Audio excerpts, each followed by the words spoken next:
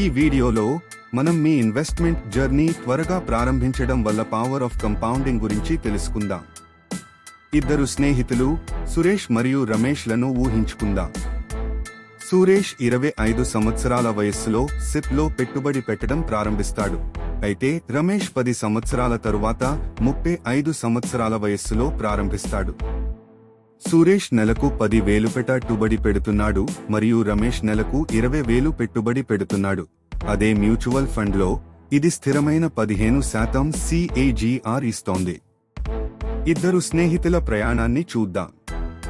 సురేష్ యొక్క ప్రయాణం. సురేష్ 25 నుండి 35 సంవత్సరాల వయస్సు వరకు 10 సంవత్సరాలు పెట్టుబడి పెడతాడు.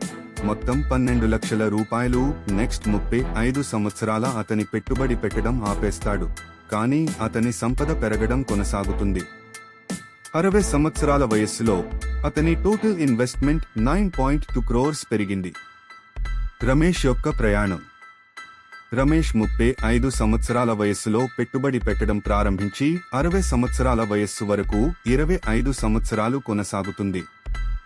ఆయన మొత్తం 60 లక్షల రూపాయలు పెట్టుబడి పెడతారు. అతని పెట్టుబడి గణనీయంగా పెరుగుతున్నప్పటికీ అది సురేష్ యొక్క రాబడిని మించదు.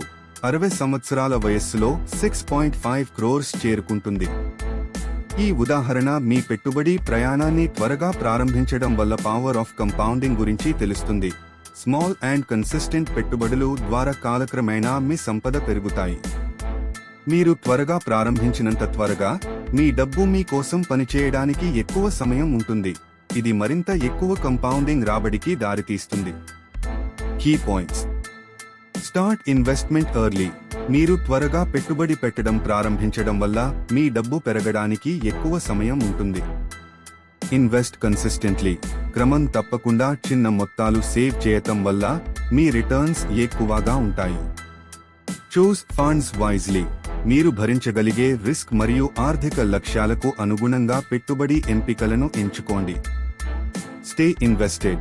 మార్కెట్ ఎలాంటి సిచ్యువేషన్ లో ఉన్నా మీ ఇన్వెస్ట్మెంట్ కంటిన్యూ చేయండి. ఇన్వెస్ట్మెంట్ త్వరగా ప్రారంభించడం, జాగ్రత్తగా పెట్టుబడి పెట్టడం మరియు క్రమశిక్షణతో ఉండటం ద్వారా you will get the benefits of compounding.